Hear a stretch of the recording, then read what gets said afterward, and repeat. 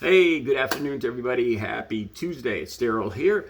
It's not so bright and early. It's 3 p.m. here in Connecticut on the East Coast. Okay, I had no idea that this story was still blowing up. Yesterday I thought it was going to kind of wind down, but it's still getting a lot of attention. I've actually been waiting to hear about a press conference. I've been checking the news constantly since 1 p.m. There's supposed to be a press conference. Daryl Albert, the chief of police in Montgomery, Alabama, is supposed to hold a press conference. And I'm going to tell you what the news that I have. I didn't plan on doing this video. I actually have the video all set to go about Tekashi 6ix9ine being sued. And I find this it's a very interesting story. It has to do with an artist, a tattoo artist, and it has to do with addiction, the two things I'm familiar with. But before I get into that, I'll download that later, probably this evening. Let me give you the update on what's going on with the Montgomery, Alabama riverboat arrests or warrants that have been issued. Like I said, there's supposed to be a press conference. I don't believe it's happened yet, or maybe it just hasn't hit the news yet. It was supposed to happen at 1 p.m. Here's the news so far. There's been 4 arrest warrants issued yesterday. There's 4 arrest warrants were issued. A lot of people believe they saw the pictures of these individuals, the Caucasian individuals on the pontoon boat. They were all handcuffed on the dock, and people believed that they were going into custody, but they were not. They were detained. That was Saturday evening, and they were detained, but they were let go that evening. And that's why, like in the previous video I just did before this one, there's a link down below that shows them going into the hospital all beat up. The walk of shame, it's called. Okay, here's the latest update. Like I said, I'm still waiting to hear this press conference and what's happening there. But there's been 4 arrest warrants issued. Okay, the chief of police, and he's got the names here. He's pointing the finger at the group that was that started on the dock as the main culprits of this. There's been warrants issued for 3 men, and one of them is already in custody. That's interesting. I'll get to that in a second.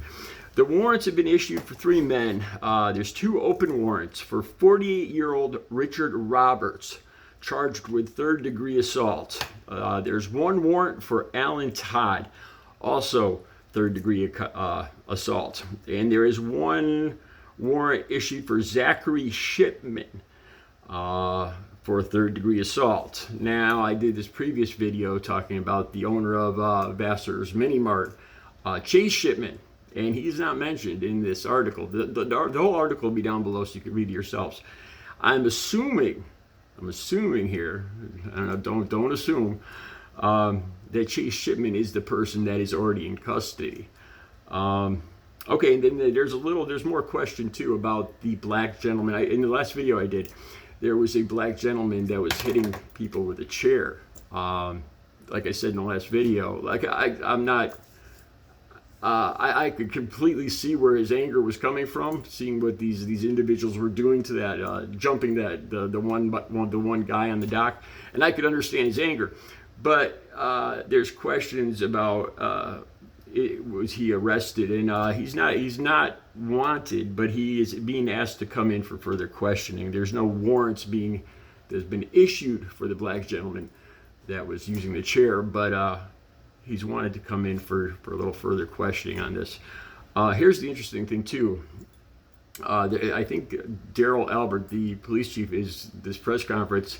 They're consulting with the FBI to see if there's possibly going to be more charges of hate crimes. And it sounds from this article, it sounds like that's a very good possibility that these individuals are going to be further charged with I imagine I'm assuming they're federal charges of hate crimes. So that's where we're at. I'll probably let you guys know as soon as I get some more information on this. I see there's a lot of interest in it. I can see the accounts going up on my videos. Like I said, the press conference was supposed to be at 1 p.m. I believe that's Eastern time in Alabama. Same time as here. I'm figuring it's 3 p.m. here now, so no word yet. All right, so I'll get back to you on that. Now, the video I got all set to download is about Tekashi 6ix9ine being sued. He's being sued by a tattoo artist from his neighborhood, whose name is also Tekashi. That's where Tekashi 69 got his name. He thought it was a cool name. And there's a documentary, Tekashi 69 documentary on Hulu and one other channel. And he talks about the tattoo artist, and he says that the tattoo artist, he just comes out and says the tattoo artist is on heroin, and it helped him create. And this tattoo artist says he's lost everything in his life because of this, and he's suing him. So that's the video coming up. I'll talk more about that because I'm pretty familiar with all of that, and that'll be coming up in just a few hours. I'm going to download that video.